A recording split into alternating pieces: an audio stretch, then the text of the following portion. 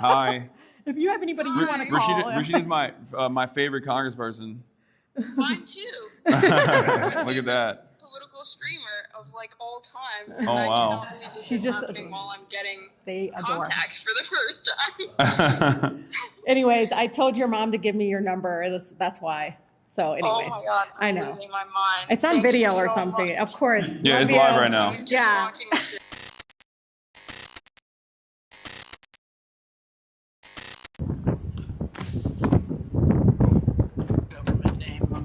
How you guys doing tonight? Good, how are you? We're doing all right. How about yourselves? I need to correspond with the DSA and let them know we're on the way. Okay, I can hold the camera for now. Hold Just on. for like a couple seconds. Hold on. I have to like undo this. You tighten this so much. It's crazy. It's not that bad. Give it to me. You're being crazy right now. Okay. What are you doing? What do you mean? I'm holding it. You said you... Okay, let me tell them RETA. Yeah. It's gonna be tight. This morning, we got out of O'Hare, okay, and we're getting to the hotel. We get to the hotel. It's a very bougie hotel. There's no one at the door. All the doors are locked. I've never experienced that at a hotel before. Sucks so much. It was crazy. It's like they just had no one at the lobby, straight up. Nobody wants to work anymore. No, but like for real, it was crazy. We just walk up to the hotel with our bags, and there's just no one at the door. The doors are all locked, and we were like, all right, I guess this is an L for me. We're just not. I guess we're just not going to be able to check in and stay at this place. I'm like banging on the doors, trying to make it work, trying to make it happen.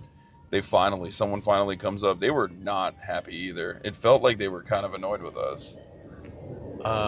What's wrong? I showed you my tattoo yet? Your tattoo? I got a new tattoo. Where?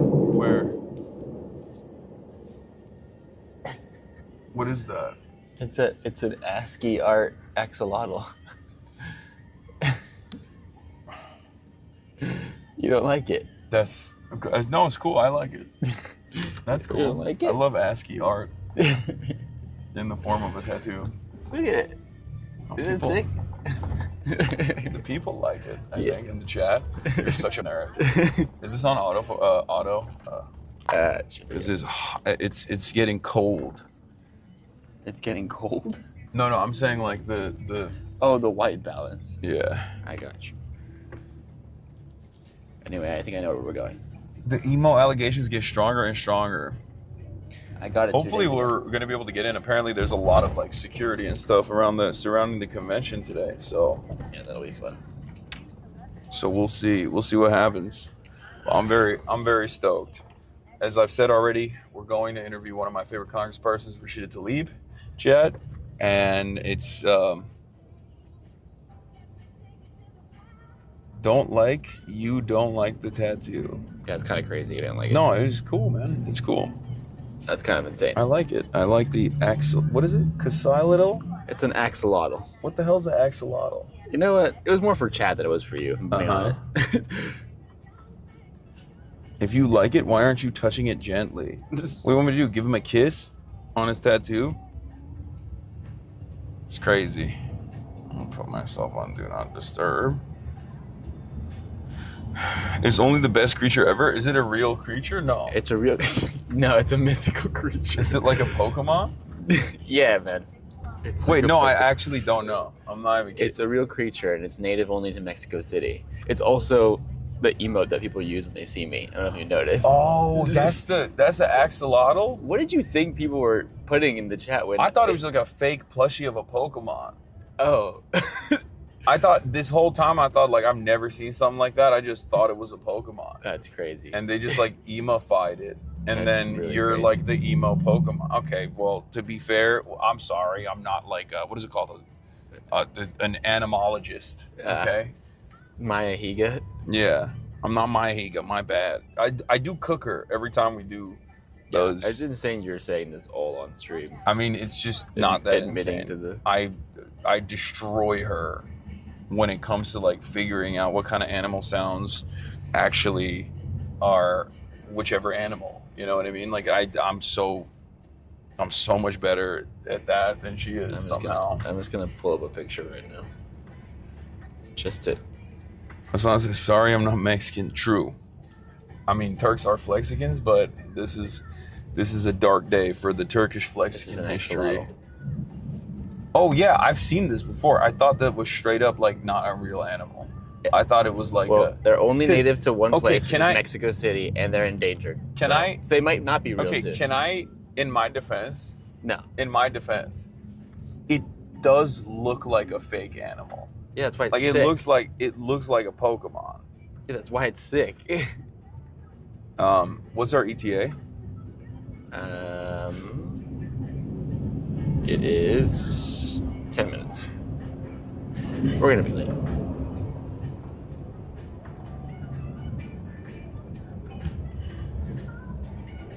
Yeah, it's endangered, man. So have you thought about saving them? Sure.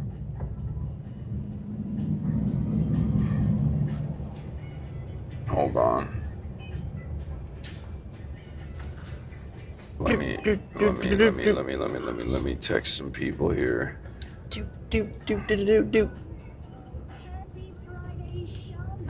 I'm doing back to school. What's your ETA? What's your ETA? What is our ETA? Like 9 minutes now. Oh shit. Okay. We're not that bad. I mean, depending on how much we're gonna have to walk, I think. Yeah, we'll probably get there like exactly at 1, and then Yeah. Ma'am, how long have you lived in Chicago? Since 2017. 2017? Where'd you come before? Where were you before Chicago? My home country, Nigeria. Oh, you're from Nigeria. Dope. How do you like Chicago? Oh, it's so nice. I like it. That's cool. Have you heard people say, is it Chicago or is it Chicago? Have you figured that out? Because since 2017, you've been here. You must have. It's Chicago. It's Chicago. Chicago. Okay. I always say it wrong, but I think it's cool because like people know I'm not from here. You know what I mean? It's like a. Where are you from? Well, I'm originally from Turkey, Ah. but I've been in LA. I've been living in America since 2009, and then I've been living in LA since 2013. Oh. So I guess I'm from LA technically Yeah. at this point, you know? Ever been? You say what? I have not been to LA before. You've never But been? I've been to Turkey before. Oh, you've been to Turkey. How do you like it? Yeah, it's nice. I wish I go. I think when I went there, I went for business, like to shop, then sell back home. Okay. I didn't go for vacation, so I didn't explore. You go to the bazaars? Is that what you I don't know did? the names. Where you buy suits, you know. You buy suits for guys, for girls. I was working in the bank, so I sell to my colleagues then. Yeah. So I buy clothes like that. That's cool. That's what I do then. I've been there twice. Oh. What do you think about everything that's going on in America right now? Which of them? There's a lot going on. There's a lot going on So with which Trump one? and everything. Well, he's doing what he feels is the right thing. I cannot complain. That's one way to put it. Yeah. That's one way to put it. Yeah. Might not be the best thing for the country, but he Well, feels he like feels it is. So Yeah. That's fine. yeah. I like that. I like that assessment. Oh man.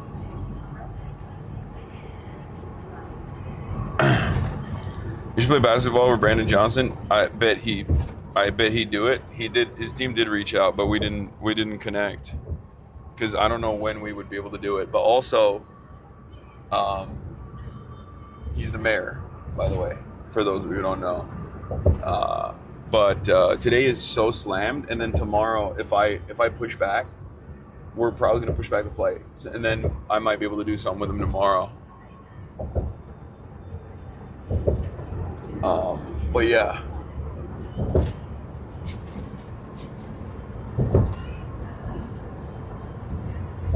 Happy partner anniversary.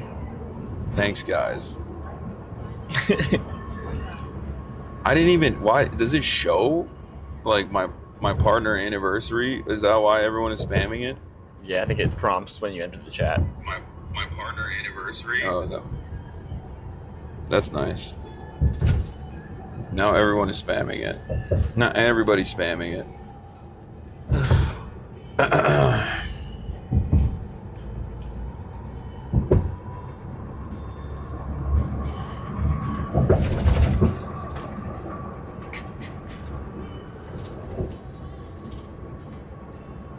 What's your favorite thing to eat in Chicago? Well, I have different tastes. It depends what I feel like at the particular moment. So I don't have allergies or I eat everything. Oh, me too. Except for seafood. I don't eat any seafood. You don't eat seafood? No, I don't eat seafood. It's bad, I know. Wow. Yeah, I know. And I'm from Turkey, and we're surrounded 3 parts by sea. So like, there's a lot of seafood in my culture, in my cuisine, and I just never had it. I don't know. I just throw up every time I have it. Oh, really? I love Nigerian food though. You've taken Nigerian food Of course. Which I got a bunch of jollof rice? Yeah, of course, jollof rice. And then what's like? Yeah, I think it was fufu. Yeah, it's like spicy. It's spicy meat. One time, a Nigerian buddy of mine took me to this restaurant in LA, and it was just like a lady's house basically. She was just serving out of her kitchen. Like it wasn't like a real restaurant. And he got the chicken, and he made me get something crazy. Like he made me get like what is it? It's like, it wasn't even like oxtail or anything. It was like actually crazy stuff. It was like what's the bone? Wow. It's like the cartilage. Is that oyster?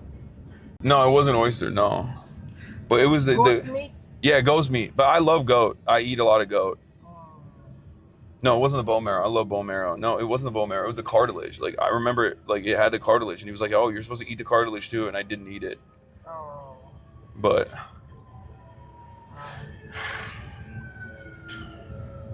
yeah, I do. In Turkey we have intestines too. We have kokoreç, which is like sheep intestines, and it's so good. So I'm used to that. I'm not like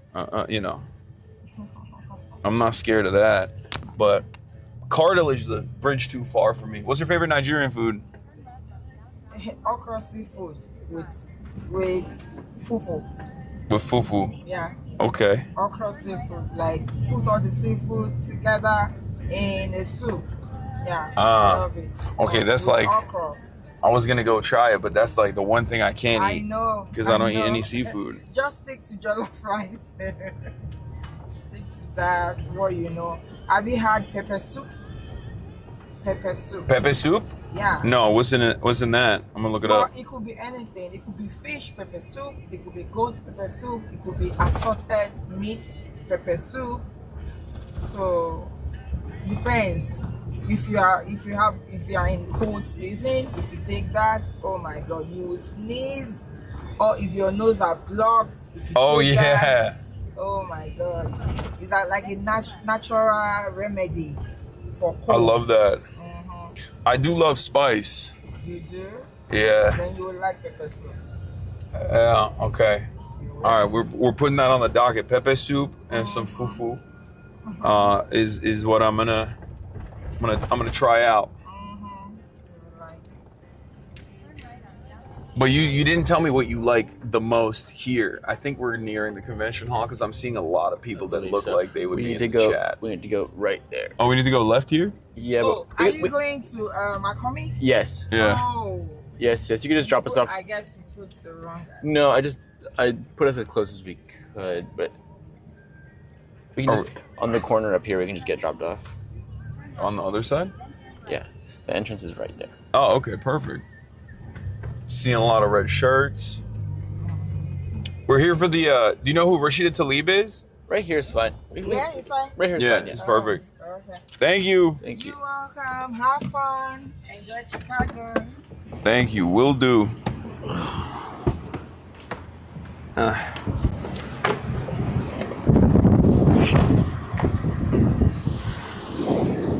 it's windy. It's windy, all right. What? Oh, it is. What's up, man? We're really late for this Rashida Tlaib interview. No, we gotta run. I'm sorry. This way. What's going on, guys? This way. Oh, that way. Oh, people are running. Play cool. Make no eye contact. Yeah, I know. This is our entrance right here. This is in through here. What's up? Okay, thanks, man. I think this is our entrance. It says emergency exit only. How are we gonna get in? Because they're waiting for us. Perfect. This is the entrance. I made it, right? We made it. All right. Welcome. Hello. Hi, I'm Kara. Hassan. Great to meet you. Nice to meet you, All right. Hassan. Here, guys. What's up? We have to run right now Yes, because here, we're before really late. I'm before we sorry. head up, hold on one second. I need to give you guys this. All right, perfect. All right, so here is, and of course they tangled in my thing. That's on you, man. Thank you for the work you do. Thank you. Nice to meet you Okay. guys. All right, I'm sorry. No, you're good. You're good. Yeah. Yeah. How are you guys doing this morning? Good. I guess it's not really morning anymore, but all right. All right, perfect. All right. Oh, here we go. That's Mauricio. There Here. you go. Wonderful. Amazing. We Thank can go you, this thank way. All right, perfect. I like the pants. Thank you. Oh, March got them for I me. bought those Oh, for you him. bought them? Nice. Cool. Yeah. Wow, it was nice and chilly in here. Yes, very much so. Yeah. Okay. Yeah, we walked in and immediately people were like trying to hand me flyers. I believe it. I totally Yeah. believe it. What's up? Okay. All right. We're gonna walk. So up here, we're gonna take a left and like loop around the convention floor. Okay, perfect. I'm a member of our National Political Committee, which is our elected leadership body. I'm also our communications chair. Hell so yeah. Thank you for being so, here. Of course. So how does this work? There's like a lot of, I guess, people with books. Yeah, There's speakers. Hi. Yeah, okay. We're gonna get asked that a lot today. I know. Yeah, so today so there's vendors and sponsors over there selling books, but there's also DSA, like national committees and organizations that are doing like tabling as well. Obviously, there are going to be lots of people handing out flyers and advocating for their votes on various topics, and NPC members like myself. But yeah, we just braked. Rashida just spoke. Yeah. And Hi. we are going to head into the next area. Cool. Yeah. All right. What up? Sure. This is our Comic-Con. This is your demo, yeah. This is our Comic-Con right now, right here. How many people are attending? Over 1,300 delegates.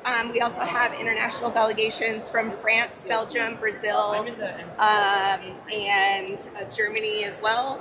Cool. I think that, it was probably more like 16 to 1800 total. 16 to 1,800 total. Okay. Probably more, though, with volunteers than staff, to be honest. Yeah. We're going to go in this corner over here.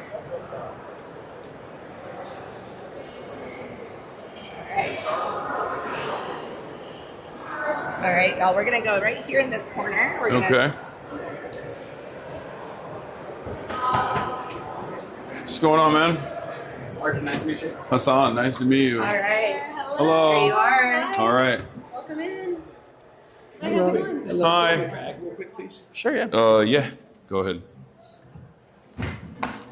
Here, you want to grab this off me? Yeah. Grab this real quick. I'll take it off. All right, hold on. Yes. Okay. All right. Hi, guys. Hassan. We met at the DNC. I think so, yeah. Mikhail, I'm the one that Jawbreak texted by yesterday. Hi. Oh my God. I'm gonna put this on you, Yes. or you can do it yourself if you want. It's just a. easy. Can you make me a really like a great auntie real quick? I know you get this shit all the time, but. Oh, you want to take a photo? No, wait, not me, no. I mean. You want a hold video on. for No. a family member? No, I want to call her and see if she answers. Okay. She's gonna freak out. Hold on. Who are you calling? Yanira. She's Sayu. You know Sayu. Yeah, It's her daughter. She freaks out. I think she's they and them though. Yeah, it's fine. Your call has been voiced. Okay. Don't. Oh, no. I was just trying to hide it so you just show the number because of the camera. Okay, We're live you're already. gonna leave a message. You're gonna Okay. are we live really? This is my friend Emma on the phone. Hi, Emma. Okay, just leave her a message. You're welcome. This is Hasan Piker. I did it for Please you. record your message. Just leave her a When message. you have finished Then recording, I'll be you a may really hang up. popular auntie. Hello. Wish you were here. Oh wait, it didn't. It call ended. It wouldn't even let me do Fuck it. it. We can I do tried. a voice. I I tried. can help you do a voice. Okay, memo she's after. calling. Oh, she's calling. Hey, Hi. it's Rashida. Guess who I'm with? Oh my God. Hi. It just made me really yeah. Hi. If you have anybody you want to call. Rashida's my favorite congressperson. Mine too. Look at that. Political screamer of like all time. And Oh, I wow. cannot believe this She is just- happening while I'm getting They adore. contact for the first time. Anyways, I told your mom to give me your number. That's why. So anyways, Oh my God. I I'm know. losing my mind. It's on Thank video you or so something. much. Of course. Yeah, it's Love live you. right now. I'm just Yeah. watching the stream. Thank you. All right. Bye. But she's like, Nice. I'm watching the stream now. Just don't. No, just- I know. I got it. I promise. I just want to make sure. We were gonna sit over here. You want to sit here because I already got a little whole thing going. Okay. We can do whichever, and So then. you go live stream like that? Yeah. My I've been. staff doesn't let me go live stream. Yeah, I understand why. I mean, that makes sense, to be honest. This is yours, I assume? Yeah, I had this or one. is it mine? Is it a gift? I don't know what's I don't going on know. here. I think pink's your color. Okay. No, I'm good. We're gonna get we already got. I walked in and immediately got inundated with pamphlets. Oh, nice. As soon as I came in, people were like, "Oh, you Just gotta." friends, yeah. Okay, perfect. Yeah. Before we get started, because he's gonna set up real quick. So we do everything live. We do everything in real time. So we're just like doing real time production. She's watching. Yeah, I think they're watching. Yeah, and there's a bunch of people in here already. This is a little bit earlier than we normally go live at, but because you had a limited time window that we could do this, so I was just like, yeah, let's go. I'm a congresswoman and I do all these other cool things and fight against fascism. And my son, Adam, who's going to be 20 on Saturday, nothing as impressive as me being with you right now. That's crazy. He's like, Mom. Okay. No, yeah. they should He's like, know "Please you're the don't-" impressive person He's here. like, That's please not- don't be cringe and yeah. No, you're the impressive person. You're the person that I'm excited to meet. I love that you use your platform to really engage people like this. It's I nice. try to do my best. Yes. So, all right, are we good? We're good. Is it framed properly? Yeah. You Okay. can see it there, huh? Yeah. Is it? Look at You me look trying great. to organize everything. You look great. You look Such great. a mom. Yeah. All right, we're here with Congresswoman Rashida Tlaib, and I'm very excited. We've had a conversation before. We talked about how to save our immigrant neighbors at a time when seemingly it was a very necessary conversation that had to take place. You're here at the DSA National Convention here in Chicago. You just delivered a keynote speech, and how are you feeling? Do you feel emboldened? Do you feel powerful? Do you feel like we have a movement? No, it's like being with family and just being with people that understand. You know, when my tears come down, it's because it's just been very painful. Just watching not only what Trump is doing, but just even before that, the political systems have been set up in a way that continues to silence us or continue to, I don't know, just make us feel less than in our own country. So it's just been overwhelming. I mean, just watching everything online now, the ICE, thugs and just hearing all the stories, and I can tell you just images after images. You don't have to be an immigrant. You don't have to be Palestinian. You don't have to be a Democrat or part of a political party. People do not want to continue to watch people fund this kind of extraction. And This kind of death. violence. Yeah, it's violence. And but here, I mean, I just feel like I'm with family. I mean, especially Metro Detroit DSA, I mean, they had my back when I first ran, and I don't know if the underdog is the right word, but a lot of people didn't know who I was, and they believed in my message of we're not going to allow corporations to infiltrate our campaign. We're going to run on anti-poverty, right to clean air, clean water. And we won. I mean, by very little, but we created a movement, and now I'm there, fighting back against those that might have been there for decades and just don't get how hard it's been for so many of our families at home. Let's just dive right into the main points of contention here that I feel like you probably get asked a lot. Yeah. The election took place. Kamala Harris and the Democratic Party lost. Yeah. And not only did they lose the actual election, not only did they lose the Electoral College, they lost the general population vote as well. What do you think happened? I mean, one, I think it's very important for folks to know it's 7 swing states lost. But it's the first time since 1994 the Democratic Party favorability has dropped. I want folks to know when he was elected the first time in 2017, Democratic Party favorability just jumped, skyrocketed. That did not happen now in 2025, even though there's overwhelming opposition to the betrayal bill that literally kicks people off of health care and gives to the rich. Yeah. What I feel very much is there has been an abandonment to some of our core values. I grew up with a UAW dad. He was a Democrat. Didn't matter if there was a D next to their name, they voted Democrat because in many ways it was like hurt reduction. That person will hurt me less. Yeah. So I'm going to go with that party. But now people, the lack of trust, but the lack of really feeling like the party has their back. They didn't want a Palestinian Muslim that said the G word campaigning with Vice President Harris. They wanted a campaign with Liz Cheney. Yeah. And I don't, understand why they don't understand how terrible that was. And it's not just the vice president. We're not talking about, it's not her. It's the establishment, because the same people get latched on, got their claws into the next nominee, the next person that's going to run for president. You'll see it. It's the same names over and over again. And it's incredibly unfortunate. I said it in my speech, Hasan, like the same donors are funding both parties. And for me, the general population or worker, if you're watching this, you're thinking, well, do they even have my back? Which side are they on? And so I think it's a really important a moment in the Democratic Party establishment, and I hope they wake up, because doing the same thing over and over again is insane. We lost to a felon. We lost to Trump. I know, twice. Yes. Yeah, after he already had, you can curse on here as well. Yeah, after he did everything up the first time, Yeah. and then did January 6th. Yeah. The Democratic Party's performance was so he disastrous. said everything he's going to do, and he's doing it. Yeah. Yeah. Project 2025. Yeah. It's being implemented. Project Esther also being implemented, specifically on the boundaries of attacking free speech. Yeah, absolutely. We saw this unfold with Mahmoud Khalil and many others who were arrested, apprehended for thought crimes, things that Republicans have routinely criticized. And as a matter of fact, it's actually what I wanted to talk about. You've been in these circles at this point. You've been a politician for a while. And my question to you is, this is definitely a question that I have and a question that people in my community have, like, is it cynicism? Is it like the ineptitude? Is that deliberate? Is that by design? Because I go back and forth. I don't think it's that simple. I think it really is denial. So they're bubbled in. They're bubbled in.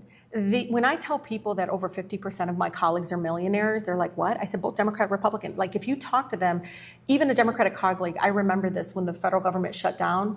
Seriously, Piker, you know what? One of my Democratic colleagues goes to me, why are they in the food bank line? Why can't they just go get a loan? And I was like, what? And again, the longer, I've been there 7 years, the longer I'm there, I can see the disconnect. It's a class, right? They're in an income bracket that will never understand what it means to not afford that deductible when you go to the doctor, or, to live, there literally pollution all around you, and your kid has asthma and you can't afford the asthma. All of that to say is there is this real disconnect. And, when people say they're party elites and stuff, they're talking about very rich people that are in places of position making policies. And you saw it with the cryptocurrency. let's talk about, the bill came through, and a lot of Democrats supported the Republicans' proposal. And you saw it. People that are part of the Progressive Caucus supported that proposal. It was the #1 funder of this past presidential campaign. They funded Trump overwhelmingly. And he's doing just open legitimized grift. them. Yeah. He's openly grifting as well. Like I have some friends who track a lot of the cryptocurrency stuff, and they can't believe how rampant the corruption is and how in your face it is, like with the Donald Trump coin that came out, and then the subsequent DOJ and numerous other regulatory agency investigations that were dropped for people who specifically bought in the Donald Trump coin and was able to get like a meeting with Donald Trump.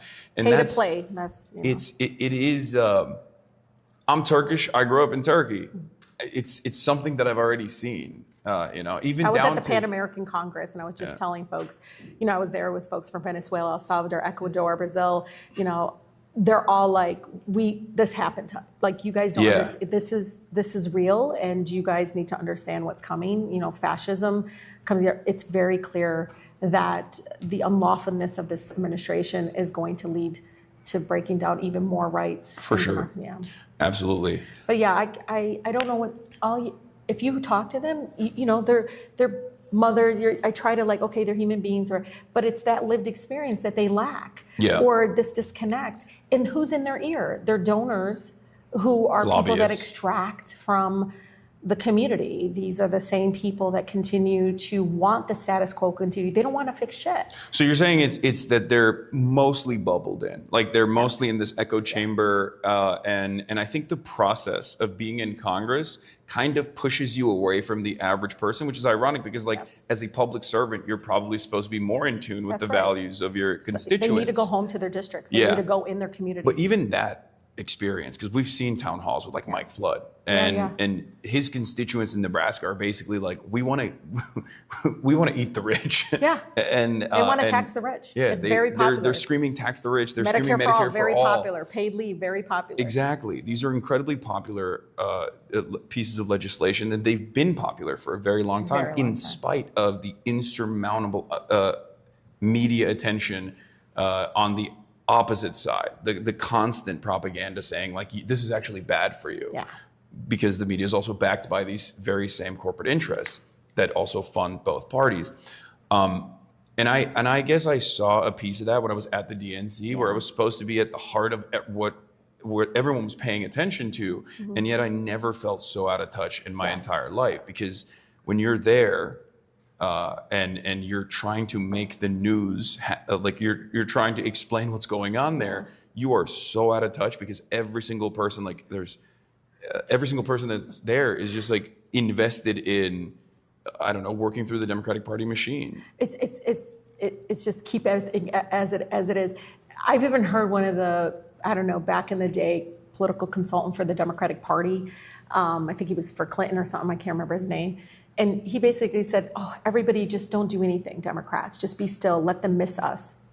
That was his approach to fighting fascism, but even when we had the trifecta, we couldn't get Voting Rights Act done. We couldn't get some of the major elements that I think would have touched people's lives immediately. We couldn't get it done. I mean, I watched them botch the minimum wage increase. I've watched them continue to botch environmental protections. Again, throwing crumbs at us and saying, at least it's something.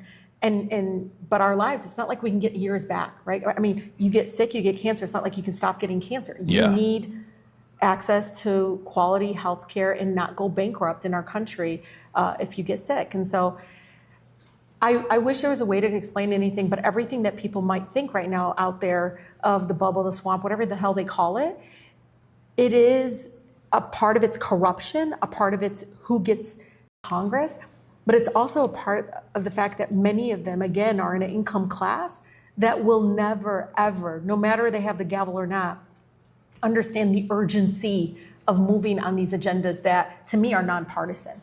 These are... Their kids aren't the ones getting poisoned when the new like AI data center is like opening up next door, and then the water supply is destroyed. That's right. So they don't have these. They're they don't not have these same immediate poison concerns. Water. They're just. They're never going to understand. They think press releases, letters. You saw me say it, tweets, all this. Like that's enough to make it. People don't fall for that shit anymore. They know it's like, well, how'd you vote?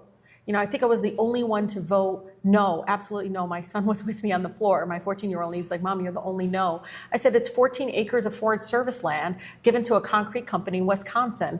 I'm not going to support, especially if the Forest Service Department is like, no, they don't want to give the land. 14 acres to a for-profit concrete company in, Wisconsin. But it's this whole idea, not in my backyard, right? Yeah. Not in my backyard. As long as it's not in their backyard, I don't give a shit. And I functioning that way loses again more trust within the Democratic Party establishment.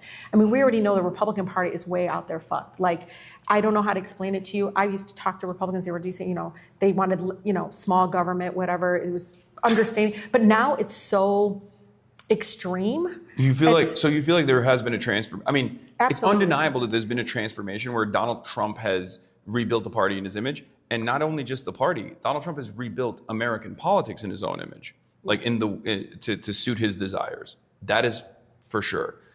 I'm of the mindset that this is just a logical extension of many, many decades of Republican policy and reactionary framing on issues, and that Donald Trump isn't necessarily an aberration, both in 2016 and certainly now, but simply the logical conclusion of Republican attitudes and Republican politics. So I don't know. Do you disagree with that? I mean, I think, I don't know, if it's the Texas kind of type of Republicans, but I know Michigan, many Republicans in Michigan that I have a lot of them in my district. Yeah. The conversations they have with me is, I'm so glad you talk about the Pentagon budget. Keep talking about the Pentagon budget, and they're deficit hawks, right? Like, they're increasing the deficit. And right now, the anger that they have is mostly around that. Like, oh, well, the budget that they passed. Well, I'm just telling you, these are folks that are like, we're going to be bankrupt. And but they can see that Trump doesn't give a shit either. He increased the deficit by over $3 trillion. But there are some that have these conversations. I mean, they come to my town halls. They're not interrupting. They're literally like raising their hand and saying, I'm glad you want to audit the Pentagon budget, the defense budget, because. Oh, you're talking about Republican voters. Oh, yeah. Oh, no, I was talking about Republican colleagues of yours. I separate Republican voters from. No, my colleagues, out of due respect, and I know they're going to kill me, and my sister has heard me say this, I feel like they're sheep. Yeah, no, for sure. No, they won't get away from the herd, and if they do, they get kind of swatted at or called into the office. Yeah. And Dad says, stop around and do it. You know what I mean? Yeah. And he throws some T-shirts and signs it or some swag to them. Yeah. But it is this like kind of going with the herd. That's even when they're like, oh, this is awful. I mean, I don't know. Epstein's really thrown a curveball. Yeah. That's been interesting to watch. Yeah, that has been interesting to watch. The thing I wanted to talk about, that's something that we're going to get to. That obviously also Israel is another issue that I definitely want to talk about. But one of the things that I have seen is that there is this mechanism of whipping votes and making sure that you don't even have to extract concessions that the Republicans utilize effectively. Do you feel like the Democrats have failed to do so and command in the same way when they are in charge? Because one of the things that was very frustrating for me watching, Joe Biden from afar, even before his unlimited genocide policy, was the very fact that there were constantly like a revolving turnstile villain structure within the Democratic Party that would consistently spoil bills and would present themselves as opposition to the Democratic Party's agenda, things that they ran on, which was, again, like you said, not even pushing the needle as far as it needed to be pushed. And I think we all know. I mean, you don't have to name names, but you can just wink at the camera. Maggie Hassan, Joe Manchin. There's a bunch. There's a bunch of people. Kyrsten Sinema was another one. There's a lot of like centrist Democrats. We don't have, that doesn't exist within the Republican Party to the same degree. You have the Thomas Masseys. You have one or two people who just have like one issue. But yeah, there are some, but again, they all fall in line afterwards. Why is the Democratic Party unable to whip these votes? I mean, I think it comes down to the fact that there are people like me and others that don't take corporate PAC money, and we don't follow the herd. We just can't. We just don't. I mean, I'm not. I wasn't considering you a spoiler. I was considering like the centrist Democrats who are not actually considered a spoiler at all, but they are the ones who spoiled a lot of Biden's legislative agenda. They never get attacked. It's bizarre.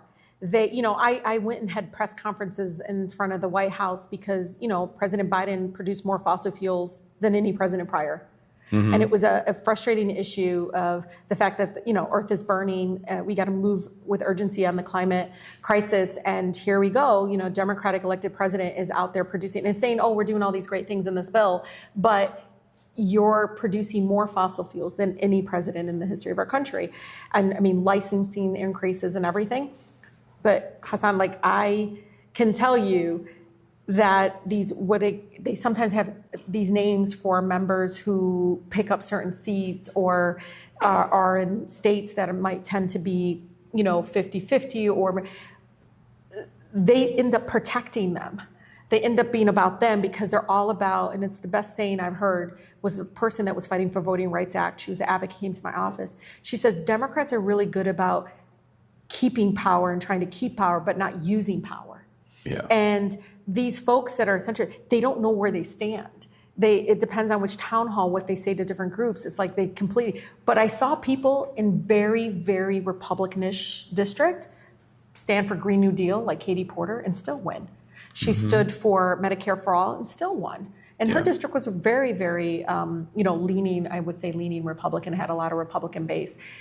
But people knew where she stood. She was anti-corporate greed. She was for fixing our health care. She was pushing back against price gouging. With these folks, Hasan, I can tell you, as soon as they walk in the room, I go, here it is. They don't give a shit about the Democratic base. They are talking only to Republicans in their district. And that has always been, I think, very much a hindrance in moving some of the important things, especially what DSA supports for working families. I mean, some of them were so angry that the UAW went on strike, all three companies. They were like, why is he going all three companies? This terrible idea. And I was like, because the companies... Well, they're using their leverage. Wow. I know. Well, the workers were literally suffering. I mean, the whole bankruptcy and us bailing the auto industry out, and they sacrificed so much. And when they were making record profits, they said, off. We don't give a shit. Yeah. And it took them striking all three big, the big three going on strike together at the same time. And, and colleagues are, I don't think he should do that. I said, look at his members. That's why they elected Sean and elected kind of a new leadership, is that they wanted change right away. They felt like they were being shafted. And I couldn't believe the so-called, I know you call them centrists. I mean, the Republican-like folks within the Democratic caucus that were trying to push back against that. Yeah. And I'm sorry, let the workers do what they need to do. Don't be a barrier. Absolutely. Back off, let them do it. They're your residents. They want to strike, let them strike. Do not get in the way. If you want to work for the big three, then go join their board. Don't join Congress. Well, they're going to do that after, probably. Yeah, so, because that's usually what happens, right? Like they just depressing when you talk to Piker. They just quit, and then they're like, when they're done at the young age of 87, they'll go and get a cushy no-show job where really they sad. Rake in $400,000 a year at least, if their immediate family members already haven't been hired by these companies. The way you've described this, though, I will say, has given me a little bit of confidence, because you make politicians seem like they're actually human beings. Because from the outside, I can tell you how we feel. Yeah. We look at them as like lizard people. We just don't, that's just barely a human in a suit that is just a mouthpiece that could be replaced by a chatbot that just says, PR messages from Raytheon and Lockheed Martin. So, but some of them actually hide. They even get money from these folks. Well, you make it seem people need to dig, because you'll see why they continue to vote for the defense budget that can't pass an audit, like 7 audits in a row. Yeah. But what I'm saying is, you make it seem as though they're malleable. You make it seem like we could persuade them if we go to their town halls and bother them a lot. But there has been one issue that I think people have been screaming about for good reason since October 7, 2023. And you're Palestinian. And obviously this is important to you for humanitarian reasons. It's also personal as well. And yet, in spite of the overwhelming amount of support for the Palestinians, and it's unprecedented in American history. Never seen that. 80 plus years of occupation, or 77, 78 years of occupation. Yeah, I've never seen anything like it. Yeah. But in spite of all of that, a lot of Democrats are still holding on to this notion, this false idea that this is a salvageable relationship. Yes. Yeah. We're, of course, talking, for those of you at home, about Israel's genocide of the Palestinians in Gaza. And the latest numbers have shown that this is a 92 to 8% issue in the Democratic base. 92 to 8%.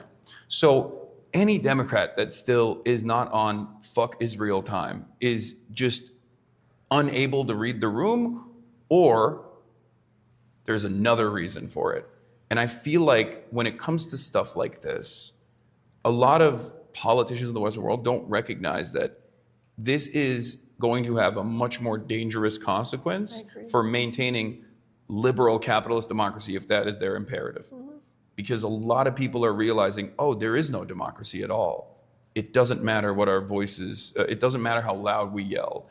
There's no change coming. Like, because it's diluting the voice. A very loud bullhorn right now in each district, Republican, Democrat, whatever.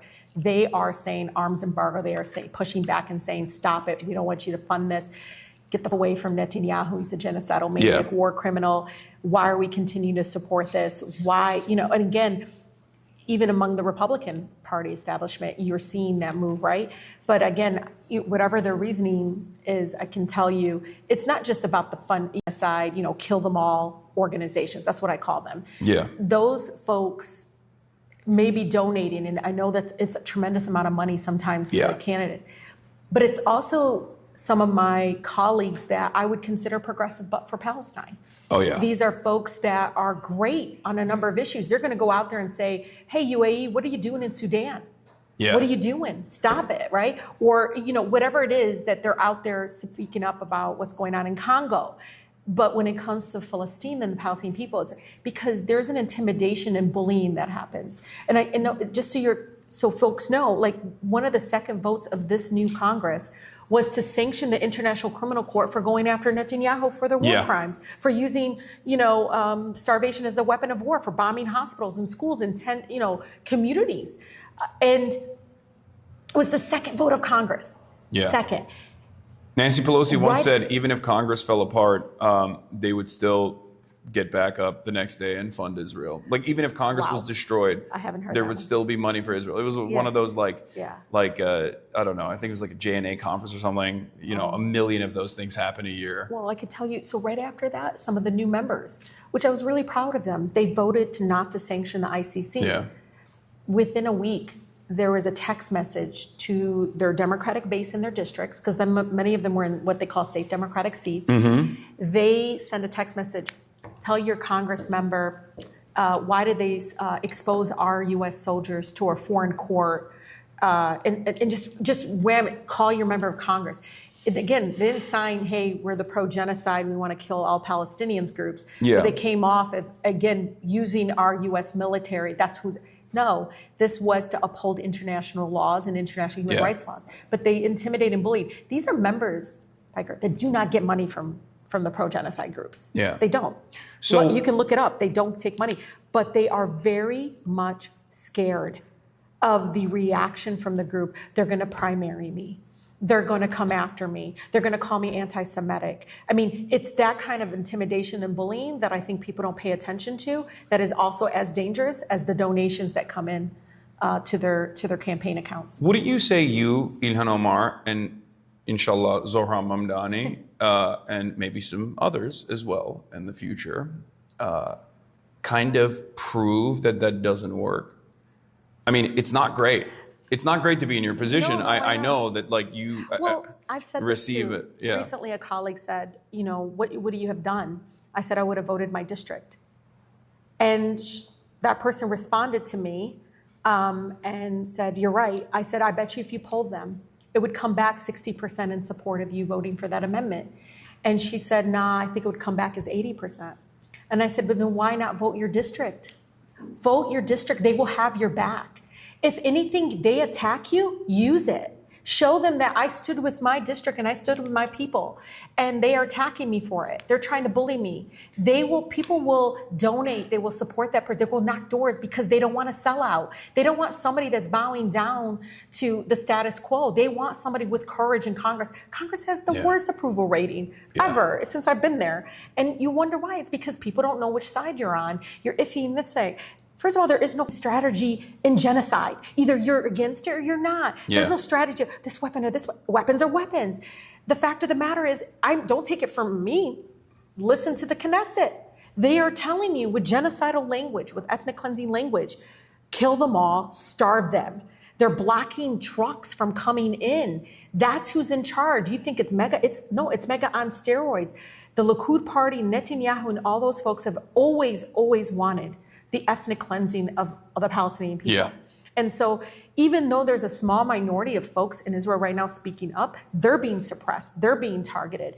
And all that to say, Piker, is like, my colleagues need to listen to their district and focus on their district, not the bubble of, Washington, D.C., who's like, don't do that. They're going to do this to you, or they're going to do that. If you're going to function from a place of fear and be paralyzed on a very critical issue that is not a Palestinian, a Muslim, an Arab issue, it is an American issue. One of my colleagues told me a farmer in Wisconsin got up in his town hall, asked him, why the hell are we funding this? He was proud. He's like, good. Listen to the people who might not, again, share my ethnicity or faith, are telling you overwhelmingly, stop it. We can't be supporting this and the funding. I think this played a major role in Kamala Harris's defeat. I don't know. You can hear it from even young Black voters in my district who said, I don't trust them. If they're going to let a genocide happen, I don't trust them.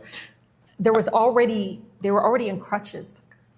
This just put some of them over the edge. Yeah. I think that Ta-Nehisi Coates said it best. If you can't trust them to stop a genocide, what makes you think that they'll save democracy here in America? It was a 24-year-old Detroiter. She's got 1 year left in nursing school, and she didn't know who I was. I was doing like street interviews, and she brought it up. Of course, she brought Sudan and all this, and I was like, wow, at 24 years old, you know a lot. That's amazing. Should have asked her if she's a HasanAbi head. Maybe next time. And what's incredible is afterwards I said to her, do you know who I'm Rashida Tlaib, I'm Palestinian. She goes, oh, you do look familiar. And I said, but you just mentioned the genocide in Gaza. She goes, oh yeah, I've been watching it. It's awful. And I can't believe the Democrats are, because warmongering and genocide is bipartisan right now. For sure. Literally half of my caucus votes for the budget, the defense budget. It's not just that, but it's like there's so much entitlement and so much arrogance coming from the Israeli envoys that are used to getting no pushback whatsoever, and then like uncompromising loyalty, that they just can't contend with that at all. So like any kind of questioning of like, why are you starving children, immediately causes them to fall apart. And I think a lot of people see that.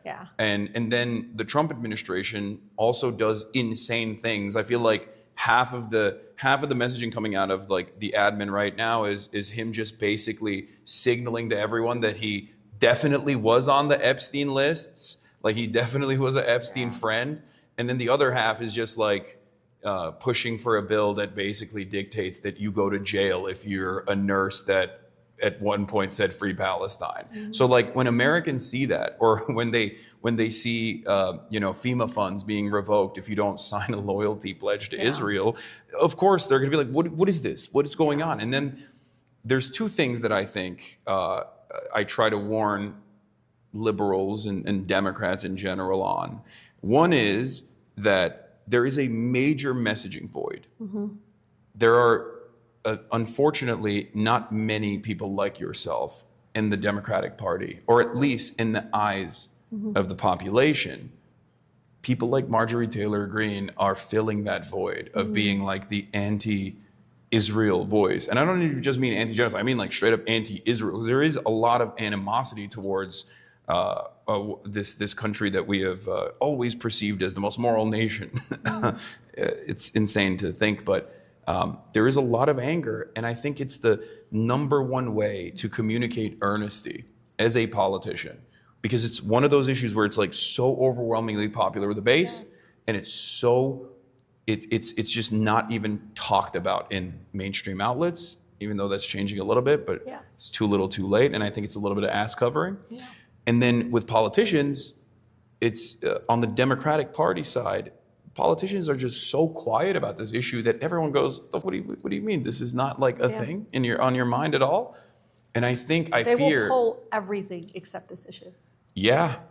And I've had conversations with the Pod Johns, the Pod Save America boys before the election and after the election, doing an autopsy with them, and before the election warning them on this issue. And the feedback I got from them was so strange. Like they were like, well, there's a lot of Jewish voters in Michigan that really want Israel to continue doing its unlimited destruction. And I was like, that's not true. That isn't true. That's not true. Most of the student encampments I've been on and near are been led by Jewish students. Yeah. Overwhelmingly.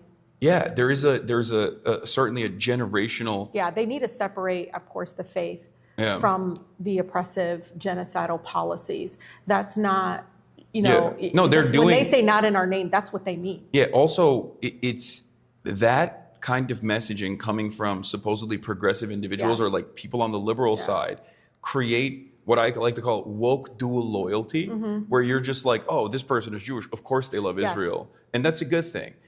Versus what someone like a neo-Nazi says, oh, of course those people love Israel, and that's a bad thing because they're Jewish. So like they're saying the same thing. So if like the overwhelming majority of sentiment that the public is hearing from these organs of media and people with institutional power is all Jews love Israel, all they care about is Israel, but everyone realizes what Israel is doing is heinous, what do you think that is going to do to like anti-Semitic feelings that the broader population has? Yeah, I don't know what it will do. I just know that one of the things that my Jewish neighbors have been very, very active. I mean, I've never seen this kind of movement, especially among younger generation of Jewish neighbors who are very much trying to push back against that narrative, push back against and call it out. They call it out in a way that me and you could never. But because it's so authentic, it's so real, it's like, stop, this has nothing to do with that. I do not support a genocide, but I don't support apartheid. I don't support a country, again, that's using faith to drive out a whole people, right? Yeah. And so I don't know what it's going to land on. I know, everybody knows anti-Semitism, and there's no hierarchy who's getting hated in our country. Yeah. It's all real, it's all connected. But the people that weaponize it, the people that are doing it in a way that is trying to silence us, my God, some of these organizations are actually saying JVP is anti-Semitic. There's a Jewish organization. Yeah. And that's all to silence, to bully, intimidate. And that's what I was talking to people about, is that's the way they've been trying to dismiss, but it's not working. It's not working anymore. No, it's not. Not even a little bit. And I think like your success in Congress is certainly an example of that. I would say that even someone like myself, I have been an advocate for Palestinian emancipation for a decade plus of my professional media career, but like there were certain ways, I always had to dance around this tightrope whenever I talked about this issue, with the full knowledge that like, even though what I'm saying is truthful, I know that I will get deplatformed because most people don't understand it, most people don't know. And as a matter of fact, I saw this in the immediate aftermath of October 7, when so many people just simply could not hear someone saying, no, you don't understand. Israel is still the responsible party here for maintaining this incredibly brutal occupation that, of course, led to inevitable violence in retaliation. And people just were not ready for that. They couldn't even say ceasefire. Yeah. Like, I was there. J Street. They couldn't even say, please. You couldn't even say, I don't care. They know how I feel. Well, the reason why I brought J Street up is because they were one of the groups. There's it's a liberal Zionist group, and actually this was an opportunity for them to do the work that needed to be done and what they stood for, and they didn't. Yeah. And that's shameful. And it really is shameful that they didn't push. I mean. And now 22 months in, the president came out and said, maybe it's a genocide. He said maybe, though. Yeah. So one of the things that was really, we're taken aback is Congresswoman Cori Bush and I doing the ceasefire resolution in October, to be called by the press secretary of Biden as repugnant and disgraceful for doing it. It was so bizarre. I had local electeds, council members, school board members, again, didn't share my faith or ethnicity, reaching out to our office saying, hey, I have this resolution, can I show it to you? And then they come back to me and said, look, the president of the board is like, can we take the word ceasefire? Ceasefire was a bad word. It was so dumb. And nobody said, don't say de-escalation. What the hell are you talking about? The answer to war crimes is not more war crimes. War crimes are war crimes. But it seems to me war crimes against the Palestinian people, there was an exception. For sure. And it continues to be exception. But nobody calls it anti-Palestinian racism or rooted in Islamophobia, right? Yeah. They don't say it, but I see it. I hear one of my New Jersey colleagues in caucus when one of my Jewish colleagues got up and said, you know, we need to be careful with our rhetoric. She was really being sincere, and she was trying to like include folks as we talk about saving lives, no matter faith or ethnicity. And he got up in the back and said, well, they're all guilty. No one censured him. No one targeted him. No one said anything. Everybody kind of was like, oh, but then nobody did anything because why? Yeah. Because he, you know, Congressman again, from New Jersey, I think. yeah, you know who it is. Oh, I know who it is. Oh, I know. I'm paying close attention.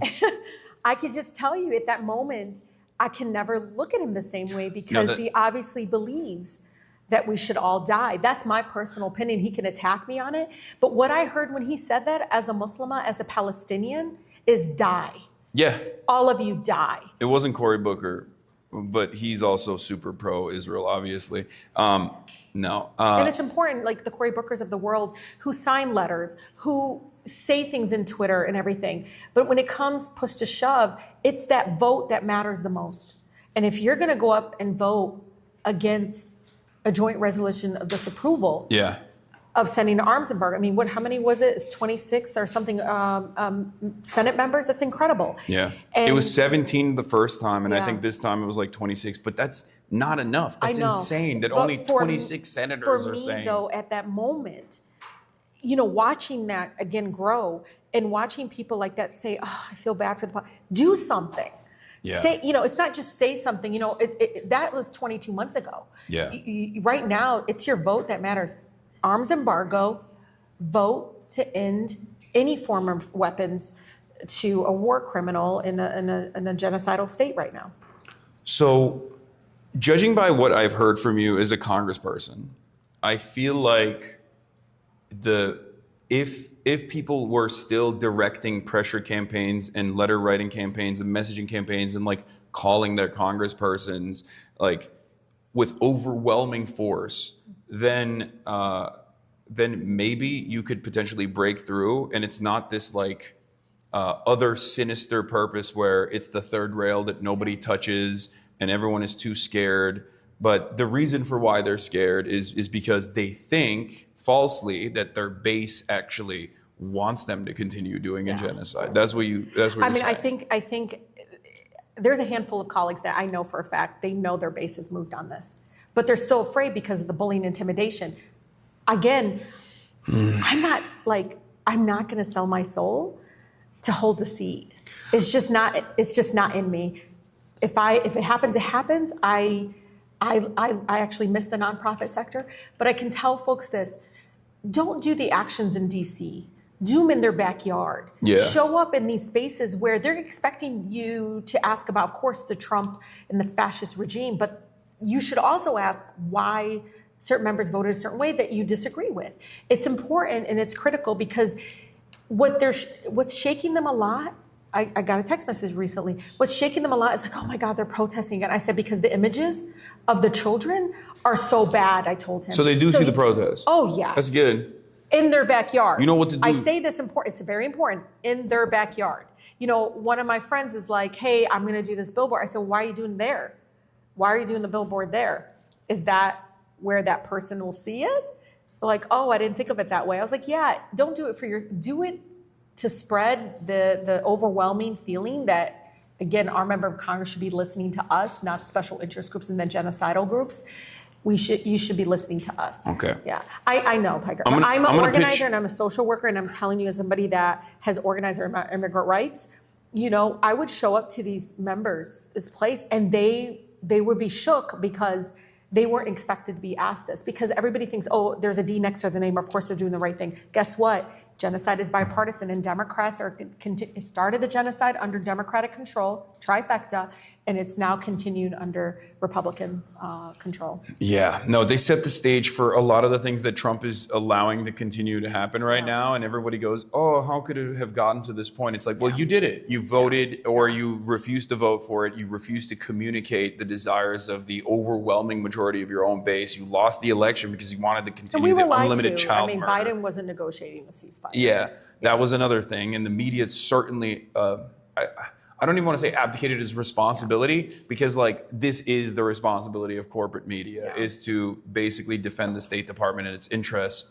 no matter what, as they did with the Iraq War, which was unjustifiable and completely illegal. But they defended it. They defended it on that very same principle. I mean, just look at the United Nations and the ICC. Anyone who dared to enforce international laws onto the government of Israel was attacked, was targeted, even personally. And my colleagues watched this happen. I mean, look at that.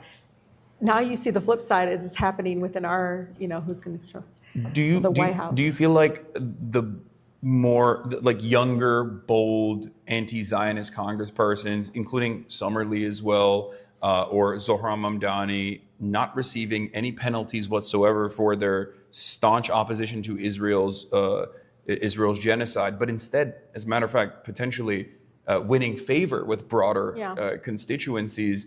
Do you feel like this could inevitably cause some Democrats to read the room a little bit better, or maybe recognize that like the bullying and stuff is just completely astroturfed, and that no matter how many don't let them bully you. No matter how many they're empowering the bully. Yeah. Instead of pushing back against the bully, they're empowering them. Yeah. There's protection in numbers, and I feel like if there was a majority of Democrats that finally came out and said this, and the Democrats basically seized control over this message, which is again not even like a 50-50 issue at this point in both independents and also even Republicans. Like the majority of Republicans are anti-Israel at this point. It's like unimaginable, and yet there's no motivation from the Democrats to say something about this, and it only makes people feel in this time of need that they are not up to the task of fighting against the Trump administration. Because for a lot of people, for a lot of Americans, they look at this injustice and they see the Democrats' inability to even communicate on that. And that isn't the primary focus of many Americans, even though it is certainly a very important one for a lot of young Americans, especially, and even older Americans now as well. But that is yet another glaring example of the Democrats' ineptitude and their inability to see the desires of their base. It just makes them look like they're completely out of touch and completely elitist and completely invested in their own careers. So that's the reason. That's the reason why their approval ratings are so low. I know that. I agree. Yeah. I saw it when I door knocked in a very challenging city outside of Detroit, and it's a predominantly Black community, and I saw it. I said, we're in trouble. And no one wanted to listen, no one cared. And it was a combination. I really think the Democratic Party establishment support for the genocide opened up a real conversation about the soul of the party and where they really are. And it's made people just be like, I'm not voting, I don't care. And if you can look at it, these are folks that always came out in the presidential or national election, they stayed home. But it's a combination of a lot of things, of folks just feeling like their voice doesn't matter, that because the government's supposed to be about people, and they just feel like they don't give a shit about me or my life. They don't care where I stand on this issue. And that, I told folks, people are really angry with us. They're really angry. I mean, I'm getting yelled at, like really angry with us. And folks are just shrugging it off and don't understand why. Because they're used to it. Because they care more about their corporate benefactors than they do about. I just feel like they just, again, like the young lady said, Democrats are really just trying to get the power back, right? The gavel. But they're not going to use that power when it comes, and it's going to be the same cycle over and over again. But there is a base of folks that are done with the Democrat. You can hear it, you can feel it. No, there's people asking Hakeem Jeffries put his body on the line. That's important. I think he should hear that. He should put his body on the line. Replenishing, you could see it. I mean, listen to your brother, Hakeem. He's way cooler than you, and we share the same name. He's got do you know Hasan Kwame Jeffries, his brother? No. He's a Marxist professor in New York. Loves Zoran. Hakeem, noticeably absent from the conversation for some weird reason. That's what he meant. Yeah, Hakeem, listen to your brother. Yeah. I mean, sorry. Maybe he's watching. Yeah, he's a tier 3 subscriber I'm sure of mine. It's going to get clipped and I'm going to get called. It's true. His brother, Hasan Kwame Jeffries, is a big... I know. But I think it's just, everything you're saying is true. I just hope people that are listening and young folks, just being engaged, no matter if it's the voting, because voting, it should be voting plus plus. I just don't want you to feel like there's no place for you all to be able to use your voice and push back. One of the things I've learned in watching the student encampments, and I've heard the history of the anti-war movement on campuses, it's been incredible. I've watched one university flip and now doing some transformative things like getting more scholarships to kids from Gaza to get them here so they can have a future. All of that to say is there's so many ways beyond Congress and beyond legislation and beyond Election Day that we can really transform our country and push back against, the status quo. I just find your place. I know I'm at the DSA convention and there's a place there. It may or may not be your thing of, being among folks that are just like, tax the rich and, pushing back against the 1% and capitalistic schemes. But if it's around education, if it's around civil rights, if around just your being able to have the First Amendment right to speak up and not be targeted or intimidated, and that continues to happen to so many young people, is find your collective folks that will have your back and push back. And so, look at this platform. This is not mainstream media, and you have millions of people that will follow, the conversation and learn and use it to fight back against all of it. I just don't want people to be so pathetic, like they just don't feel like they have any power. I come from Detroit. Yeah. I promise you, come every corner is a reminder, like there's murals, or a reminder like it wasn't the city hall or the governor or the elected people. It was them. They marched, they boycotted, they blocked shit, they withheld their labor so they can get Voting Rights Act, Civil Rights Act, the right to organize unions. It is literally the home of the struggle to unionize workplaces. People left, couldn't leave their work, they died in the workplace. People left and couldn't even survive with the pennies that they were getting from these, the elitists and the, boss folks that were running these big companies. And so collectively, they were power. And it's something to learn from that. And I've constantly reminded people of that. I'm in Congress and I find sometimes I feel so incredibly helpless. I'm there, I'm pushing back. And I thought, okay, I'm going to bring the movement on the inside. And I do my best. But I watch people out there are way more powerful than I am right now. Like they don't realize, like I'm inspired. I'm like, keep it up. Because it's getting loud. They can't ignore you all. I watched them so upset. Oh my God, I'm getting protested again, Rashida. I said, I ain't related to them. I don't know why you're calling me. They look like your constituents. Maybe you should go meet with them. Yeah. Like they're sending me like videos and shit. Like I look at them and I'm like, I'm not in charge of student encampments. I'm not in charge. I don't live in Pennsylvania. I live in Michigan. And it's just so bizarre that they want to bottle it up and make it a Palestinian issue, an immigrant issue, or a Muslim issue, and it's not. It's America. No, it's a people issue. There's I go out to these protests all the time, and there's people from all different kinds of backgrounds, all different walks of life. It's solidarity in display. That's right. And it has nothing to do with like one specific group that's like fighting for their own rights. Like that kind of like sectarianism does not exist. They freak out when the veteran gets up in a committee hearing and says, I'm a veteran, I fought in Afghanistan and Iraq, stop funding the genocide. They're like, they don't know what to do. It's like, wake up. America is not with the majority of members of Congress. And they need to wake up. They need to understand they're not voting their district. And again, many of them like, oh, I'm against this and against that. But again, they're always progressive and always on the left on this issue and this issue. When it comes to Palestine, they pause, they paralyze. And I really believe it's rooted in anti-Palestinian racism and dehumanization and dismissiveness, because for years they were given permission to do it for so long. And now American people are like, nah, we ain't gonna let you keep doing this. Yeah, Randy Fine is a fantastic example. This is actually something that I find really horrifying.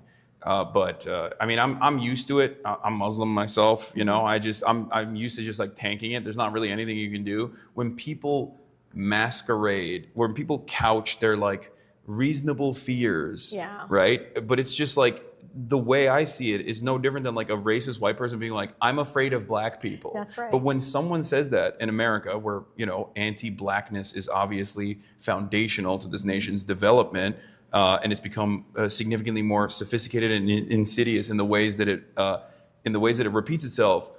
Like, if someone were to be as overt in their anti-black white supremacist sentiment, people usually would understand that and go, I know what you're doing there. They see right through but it. when someone says like, I'm scared of scary Muslims, like I'm scared of Arabic words, I'm scared of the word intifada, I'm scared of this, I'm scared of that. Like there is no mechanism of pushback against that, where we just have to like sit there and be like, oh, you're scared? Oh, I'm so sorry. I guess I should apologize for your racist fears.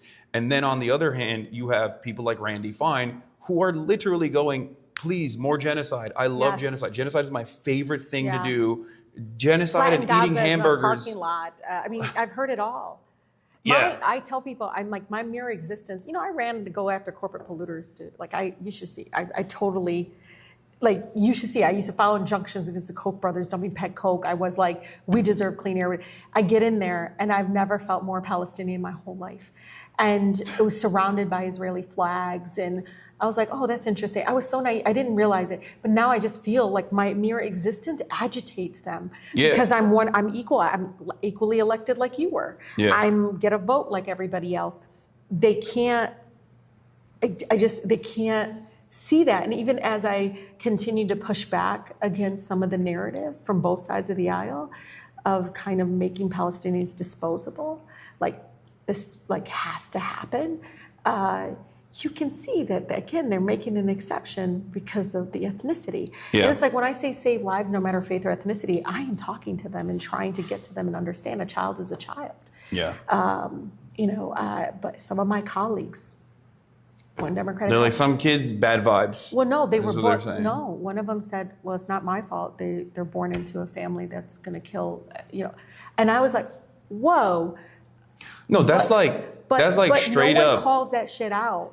And it's not like they're hiding their racism or their anti-Palestinian racism or the racist tropes that they continue to spew out. They do it in a way, again, to justify their positions.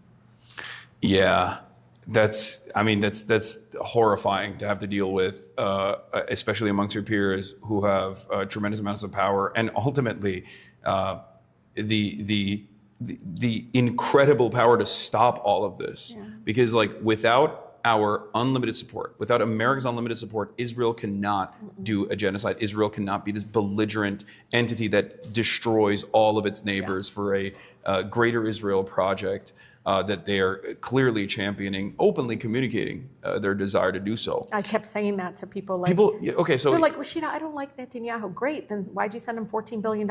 Also, it's not just Netanyahu. It's not. I know that, but when they say that to me, Yeah. I just look at them and say that. And then some of them say, I'm for a two-state. I said, well, you did shit to even get to that point. Yeah. Like it's 10 years too late. They're writing letters right now to say we need a Palestinian state. You should have did that 10 years ago. Why are you doing it now? Whatever your opinion. I mean, I grew up in Detroit where separate but equal didn't work. I believe in coexistence. I don't believe in this shit like you get more. My grandmother's only crime was being born Palestinian, so she's less than in her own land, in her own country. That's all she's known. But no one wants to hear that side, right? They've rationalized this like bullshit around like, well, those indigenous people, whatever, that's bullshit. It is absolutely ethnic cleansing. Yeah. Absolutely. Like even if they weren't indigenous people, which they are, but even if they weren't, it would still be unconscionable cruelty to an outgroup, right? Agreed. Like the treatment of Palestinians as rootless cosmopolitans that don't have that. My grandfather used to tell me stories that because a lot of them didn't have access to education, were farmers, both my grandparents. But he's like, he'd be like, Cito, listen, they would think they were savages, that were dumb, that were nothing. We're just, they would paint them out to be these angry Arab people. Yeah. So they could justify killing them. Yeah. And it's like, oh, we shot them because they were going to shoot us first. It's like, I was unarmed. I didn't have anything. And it's, a practice that still continues. I know. Yeah. But, God rest his soul, like my grandfather always was like, I don't understand I used to pick olives next to my Jewish neighbor. There was no, Friday was call of prayer, Saturday was Sabbath, and Sunday was church bells. That's how we existed. And then, folks came in and had this whatever structure that they wanted to put in to completely erase and remove people. It's sad. You go into villages, you can still see the stairs to the homes that were demolished. Yeah, no, it's devastating. And that what you're describing here is I think an area in this conversation that most Americans are still not privy to, and I don't even expect people to recognize the totality of this violence and this the violent practice of maintaining an apartheid structure for so long. But I do think that the environment is changing in unprecedented ways, in ways that I never thought was possible, where so many people are, up in arms. They know where Palestinians are now. Yeah. And, so many people don't know what happened in 1948, but they know what's happening is wrong. Yeah. And I just smile. It's a sad smile, but I'm just silent. I was like, thank you. You're like, but why are they it's just overwhelming support now. In 2018, I went door to door and people are like, what are you? I'm like, I'm Palestinian. They're like, oh, my doctor's from Pakistan. I was like, I wouldn't correct them. And, but now it's like, how's your family? Is everything okay? I can't believe we're letting this happen. Yeah. And they also don't believe it's just Netanyahu. They believe in that it is absolutely a violent apartheid state. No, it's an ideology. Zionism is an exterminationist ideology built around ethno-religious supremacist values. So when people say oh well, I'm a liberal Zionist, I want there to be a Jewish. I've heard that so many times. I'm a liberal Zionist. I want there to be a Jewish ethno state. I'm like, okay. What do you mean? It's like saying you're a liberal Nazi. You want an Aryan majority ethno state? What are you talking about? There's people there. Yeah. There's people there that Israel is occupying the lives of. There's people there that Israel is ritualistically destroying the lives of, and all at the behest of this project. There is no liberal angle here. And then post October 7, it basically showed that reality. There is a poll that came out. People are seeing exactly what the Palestinian people were screaming and saying, please, do you know this is what they're doing? There's a poll that came out from the Israeli Democracy Institute. They routinely poll Israeli society. Now, Israel, given its ethno-state status, has two designations. And I'm telling this to them. This already. Yeah. Arab and Jew. Those are the two designations for Israeli society. Even though there is a shit ton of Arab Jews, they're classified as Jews, and everyone down to Armenians and Christians and Muslims who are not Jewish in Israeli society are declared Arab. Okay, those polls show that at this stage, 79% of Israeli Jews say they care either not at all or not enough about the starvation that's going on in Gaza. Only 0.8% of Israeli Jews have said that they don't know anything about it. I saw something with 80 at one point, maybe it was a while ago. Yeah, so clearly this is a manifestation of extremely right-wing, reactionary, fascist ideology that has overtaken Israeli society, has captured Israeli society.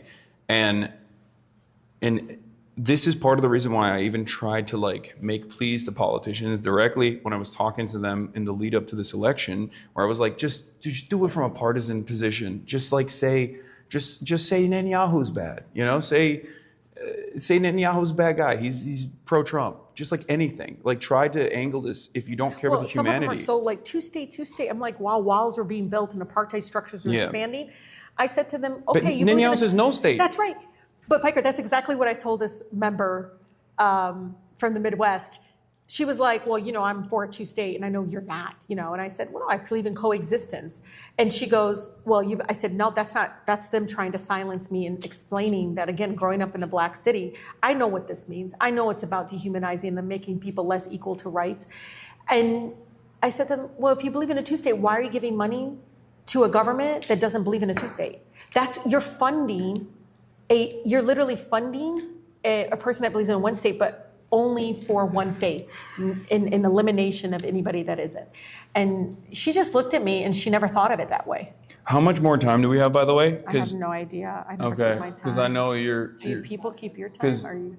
I want to keep going for as long as you want to, because there's a bunch of other. You love this? You like doing this? Oh, this is what I do for 8 hours a day. This is great, and it's always great to have someone who's like-minded as well. Okay, so 2:50. We got 10 minutes.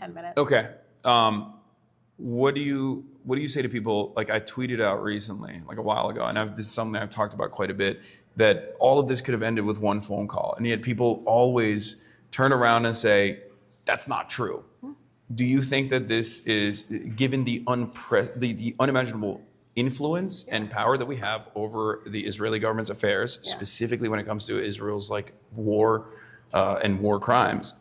Do you feel like, I mean, the one phone call is symbolic, obviously, but do you feel like... Yeah, I've seen previous presidents do it, right? Yeah. We've seen Biden did it. Biden, I'll tell you, I've heard Carter's done it.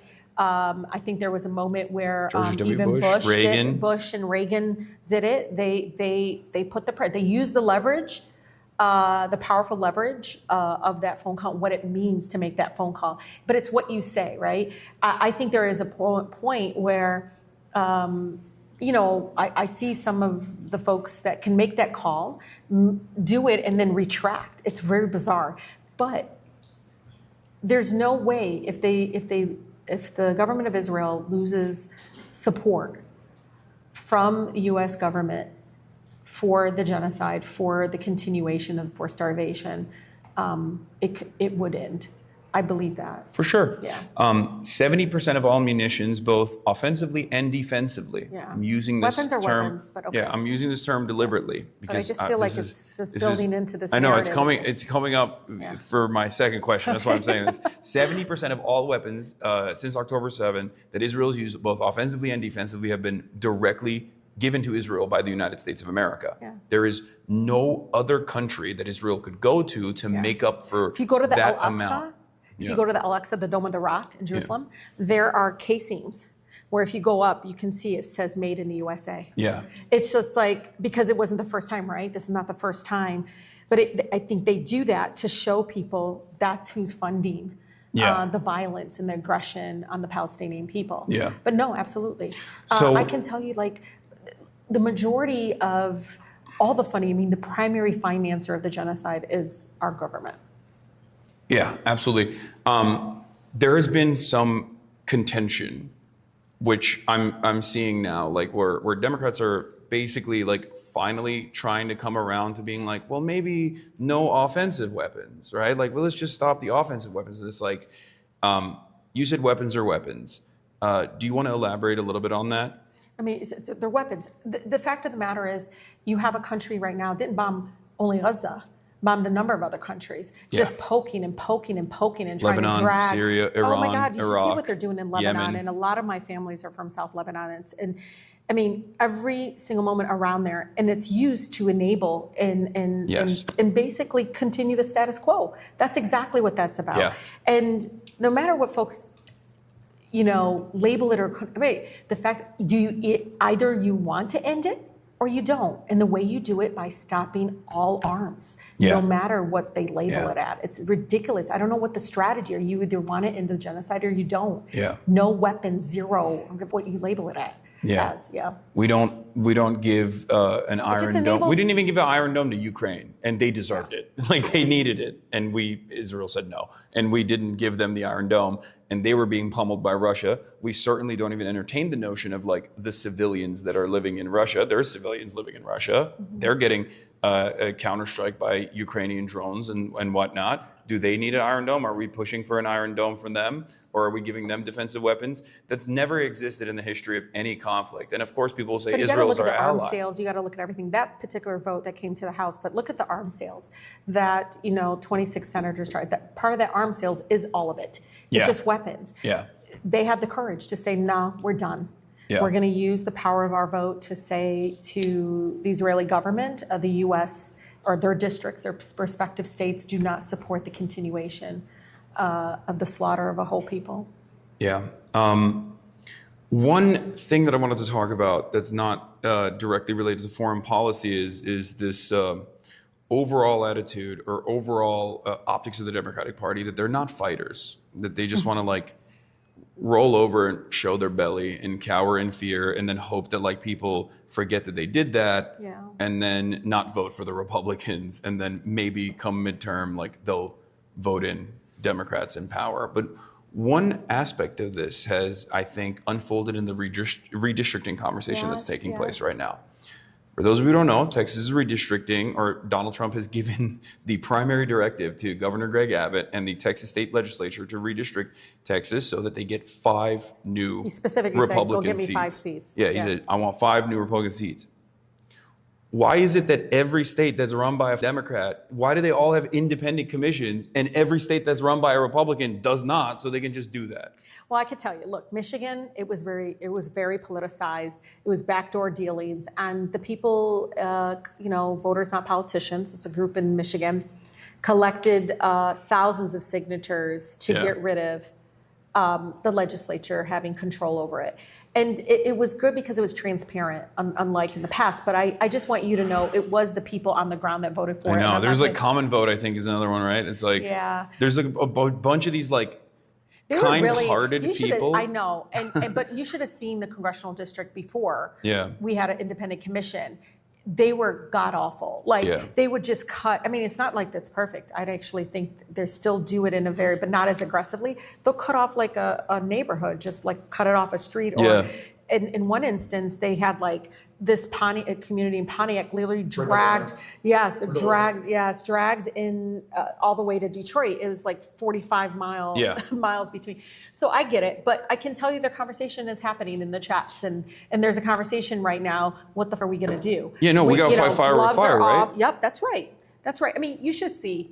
My colleagues are always like, well, that's not the rules. That's not the process. What the parliamentarian going to say? And this is me. They don't give a shit about the parliamentarian that's unelected. They don't give a shit about process. They've never cared. Exactly. And you should see, they bow down to not do the minimum wage because, the parliamentarian told you not to do it. And then, of course, fire the parliamentarian and reappoint a new one. Dick Cheney did it. Do what we need to do to protect our residents. Yeah. Do what we need to do to protect our residents.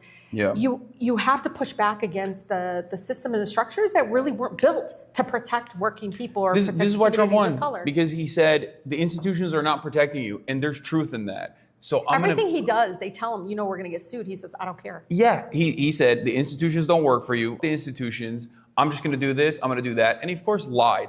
The Democrats, for some weird reason, also lied, of course, but they lied even in like the direction of positive when I change. say that, it's the leadership in those that, again, I have no idea why they're not out there really listening to people. They're listening to consultants that has been working for the party since 1990s. Yeah. This is not about ageism or anything. This is about people in the school of thought.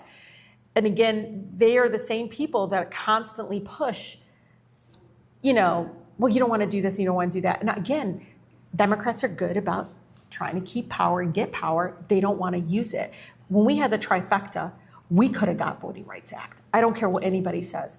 Manchin wrote an op-ed, okay. We'll see what we're going to do here. You know what I mean? We could have gotten some of the things that are, my pastors came to DC, got arrested for Voting Rights Act. People don't realize they had over 460 voter suppression laws across the country, and we need to do what we need to do. We could have expanded the Supreme. I mean, everybody now is talking about expanding the Supreme Court, Piker. But when I was talking about it, they're like, "Oh my God, Rashida." Yeah. Do you feel like your colleagues look to people like yourself and even your base of support, which is overwhelmingly popular, like people like myself, people that are outside of the political system, and think we're just like naive or like know. What is the attitude? I don't know.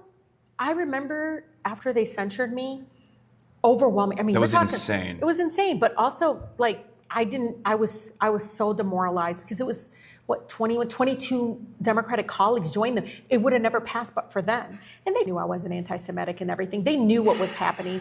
And at that moment... Yeah, they censored you for saying from the river to the sea of Palestine will be free. I didn't see it. Was in a video. It was a very beautiful video of like protests. Oh, you posed it. You didn't even say it. Well, I mean, it doesn't matter. But I wasn't going to throw my residents under the bus who do chant it. We grew up, we chanted it because it rhymed. We knew what it meant, but the way they police you. No, it's bullshit. It's like, bullshit, and it's the same exact, and Democrats do this too, so it gives a little bit more protective cover. At that moment, the next quarter, I raised almost $3 million. Yeah. And they're like, this one Republican, like, Texas member was like, oh, wow, Tlaib, good job. I said, yeah, there's a lot of anti-genocide money out there. There's a lot of anti-genocide supporters out there that are saying this is bullshit. And I told them, I said, look at it. These are $10, $15, $20. This is not like, what they can imagine. You see, it's like 18,000, different people coming together and saying that's bullshit. But they won't move with that base. That 10 will come to us if we move with them, if we have their back. Yeah. Instead, right now, they're confused. They're like, I mean, you saw it at the DNC. It's like, we're going to have the most lethal military arm. It was awful. That was my checkout moment. That's when I was like, we're done. We're cooked. I gasped. Yeah. And I was like, no. I had the same feeling. Yeah. And no matter what it was says after I about got kicked Obama, out. he ran on anti-war. But, Obama, no matter what you feel about him now, but like Obama ran on anti-war. Yeah. He ran on, we're going to shut Guantanamo Bay. I had to get some of my colleagues to support it. Yeah.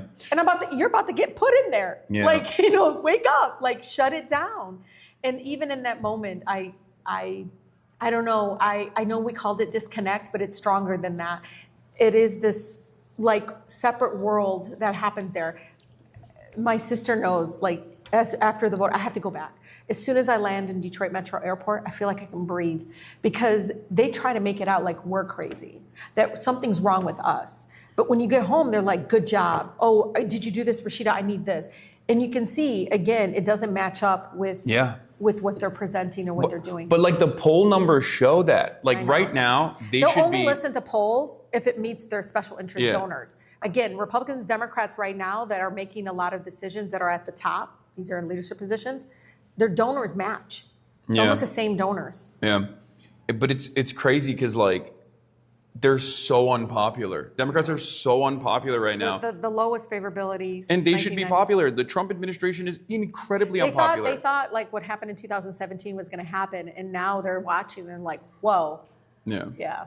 Remember the conversation that you and I had about protecting our migrant neighbors. Like in that conversation, I explained over and over again, it's something that I've literally told Democratic politicians directly to their faces, where it's like, if you make a big fuss about this, and if you actually counter message on the issue of immigration, then this will be an unpopular issue for the Republicans. Yes. And they didn't even do that, and it still became an unpopular issue for the Republicans because people saw, masked thugs coming in and ripping families apart, and they were like, I don't want this. And now, like the alarm bells are ringing. The fascist alarm bells are ringing. We are knee deep in the waters of fascism. We put so much money into ICE in this last bill. We put so much money into ICE, and now they got bonuses to recruit people now. Yeah, and now they're trying to they limited. There's no more age cap. There's no qualifications whatsoever. They're just like, if you're loyal to Trump and you want $50,000 signing bonus and have your student loan debts erased, like come join ICE so you can brutalize brown people on black and brown people on American soil. But it has to be said, the creation of ICE, even in 2003, in my own backyard, I'm in the border community. I grew up in Southwest Detroit. It's Canadian borders right there, but it's actually Mexican town. It's actually 20 different ethnicities. It's very diverse. Kid you not. Even then, I remember it was 2006. Everybody was like, they're rogue. They don't care about civil rights. They don't care. Yeah. And I was like, we were finding out they were tracking people jogging around the park. Like, where's your green card? It was crazy. Yeah. It was militarizing our neighborhood. Yeah. And so we come out with abolish ICE, and they were like, oh, whoa, what's going on with Southwest Detroit? And even our surrounding Detroiters were like, what are you guys doing? They tried to warn us. The immigrant communities, when ICE got created after 9/11, you saw it. The majority of people getting deported were my Latino neighbors. Yeah. And it was so aggressive, so violent. That's why, people fought and we won. They repealed it, where you couldn't do, ICE operations near schools. We had to actually put that in there because they kept going into schools or childcare places, or we actually had to put funerals. Don't go to funerals. It was churches, faith-based. The worse than the mafia. Even the mafia doesn't hit the funerals. But we had to give them guardrails, which no women and children. Yeah, it was awful. And I still remember at that moment, it was Obama was the president, and the fighting and the back and forth. It was awful. People, you saw it now, but a lot of people in Southwest were like in their homes, so scared to come out. And that was mid 2000s. And now you can see it. And when they get the funding, they're never going to stop. They're going to only demand more. And this is the thing, like Democrats have consistently increased ICE budgets every single time, even though when Republicans are in charge, they're like, oh, maybe we shouldn't do this. And they stand in opposition to it. But when they're in charge, they increase it. Hasn't shown to fix shit. Like, no matter what, it actually makes the whole issue. It's a civil violation. Exactly. It's not supposed to be a criminal violation. They don't want to fix the immigration system, by the way. If they did, because they want people to low-wage workers. They want that. They're just going to get a whole influx of other people. They benefit by a broken, inhumane immigration system. The big 1%, the big companies, the industry and the ag, all of them, restaurant industry, hotel industry, they all benefit by a broken, deteriorated, inhumane immigration system. Yeah, that's why they went to Trump and were like, dude, what are you doing? Yes. Like, you're getting a little too racist for us. Like, a little bit of racism is good, so we keep them in a legal limbo, but you can't like literally deport them. You're deporting half of our workforce. And that's been the modus operandi so far. I do feel like there are two different forces within the Republican Party, like the obvious capitalist forces that want to at least like scare people into thinking that immigrants should remain non-citizen. Yes. I'll give you a story. And then there's the Stephen Miller contingency that's like, no, I don't want like a single brown person in the country. I mean, he's white supremacist. So in my community, I was, I'm trying to figure out the patterns from ICE and who they're coming after. And I remember it was a gentleman, he was here for 13 years, just had a baby like 5 weeks before. And the family called our office, and I went through the steps. I was an immigration attorney, so I was trying to figure out, okay, he's not in the system, what's going on? And it was later found out that his boss, who didn't want to pay him, called the number. Oh, yeah. To get him deported so he didn't have to pay him. Purdue did this, and all the big ag business and like the poultry businesses, like they will go, they'll get if they even think about unionizing, migrants. If you think about unionizing, they'll call ICE on their own workers because they don't want that. Okay. Well, Rashida Tlaib, you have been fantastic. Thank you so much. It appears that we've run out of time. That's okay. Thank you for doing the favor at the beginning. Of course. Anytime.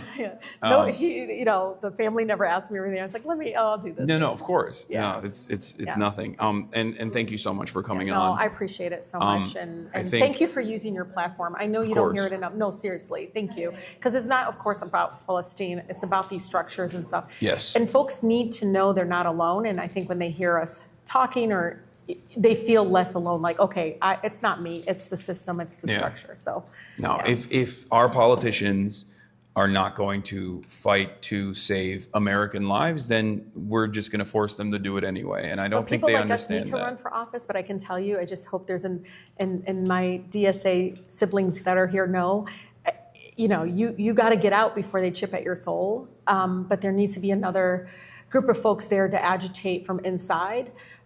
Because we can't just not have people that think like nations that weren't built for us. I find that even being in there is like a protest. It's like pushing back against, these false narratives and the racist tropes and so forth. Because Congress shouldn't just look differently. They sprinkle us on for diversity. It should also speak differently and feel differently. And I think the more people that are unbought and totally really corny and want to change the world for the better and come from a place of love, it needs to infiltrate more into Congress a lot more than it is now. All right, well, thank you so much. Yeah, thank you. I appreciate it. Really appreciate it. Do you shake hand? What do you do? Fist bump? My brother, so Adam's going to kill me for doing that. No, it's all good. He's like, Mom. Yeah. All right. What are we doing? Do one quick DSA photo so they can go do their... Oh, yeah, sure. Yeah. And then Jawbreak actually was trying to connect with you yesterday because I texted Who? Jawbreak. Oh, Jawbreak. Yeah. Oh, okay. Yeah. Because I messaged him because I'm the co-chair for Rashida's chapter. Yeah. So I liked it, like she was talking about. And I wanted to just hype up some of the cool shit that she really helps us do. Yeah, we can, if you want, we can walk around because I want to walk around the convention a little bit. Oh, absolutely. And we can do that. I was like, that's Hatim. You want me to be in this too? Comrade, fellow mother of teenagers. Oh, yeah. Yeah, they're on my son Adam is like, oh my God, Mom. How old is yours? He's going to be 20 on Saturday. Okay, mine's 15. We're having a great time. It did, but oh, that's right. Okay, perfect. Sure. Are we done? Yeah, that's my sister. You're taller than I thought. He is. I don't know, I like Getting a good angle for us, you know, get our chins on it. They're higher up. Okay, right here. I'll scoot it up. You didn't have to get on the chair before. Hasan, seriously, you didn't have to get on the chair before. Okay, cool. Thank you. Perfect. If you, Macau, want to take a photo? Cal, do you want to? Yes, we do. Hasan, wait, fist bump. No, Megan, I want to co-chairs. Hi. I know, we have teenage children, just that we have to notify all the time. Oh, yes, please. Give me your phone. Thank you. Yeah. Good to see you. Yeah. Yeah, good to see you. Hell yeah. All right, Real quick. I'm gonna go meet the fashion TikToker. Okay, I'm literally a HasanAbi. I do no like this. Like you There would is have literally a made fashion me running for office. Like I use a lot of your TikToker talking. here Oh, of course. Constantly. That's great. I'm definitely gonna embarrass my team. I hope it gets you a lot of success. Oh, it does because people agree. Yeah. Come on, Lola. Let's get that. Okay, I'm doing Okay. Can I jump in on this Yeah, one? come on, Okay, I'm Karen. jumping in. Sorry. Okay, no, get Karen in there. Wait. No, I do these, my sister thinks it's crazy. Cute. Yeah, it's Cute. Okay. How are you? I'm good, how are you? Good. Did you want one too or something? Yeah, Sure, let's do it. Okay. I'm so sorry, I messed it up. No, you have an iPhone, don't you? Thank God. I knew I was looking for a reason. No, people in the office make fun of me. Okay, 1, 2, 3.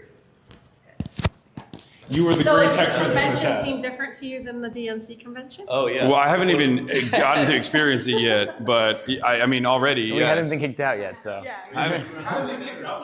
I'm here today. I'm here tomorrow, but I have to go back for my mother's birthday. Youth movement group. Hi. Yeah, they've been helping. Yeah. Oh, nice! I didn't know that. Yeah. I don't have a shirt. Okay. Do you guys want a chimsura? Yeah. That was so. Do you want a picture with us? No. Of course. You have your phone? I can send it to you. I can take it and send it to you. Is there water anywhere I'll get here? Yes. You have a little. See it. I have to Yeah. show you. Oh, yeah. Oh, yeah. Oh, you got Diet Mountain Dew in his. Wait, is this my green room? Yes, this is your green room. That's crazy. Let's go. I will take credit for telling someone to get you. Thank you. It's Justin. Because they were like, what do we get Hasan? I'm like, I don't know We what he have eats like protein this. cookies Yeah. Oh no, I'm good. I just need Okay. this. This is all I need. Photo?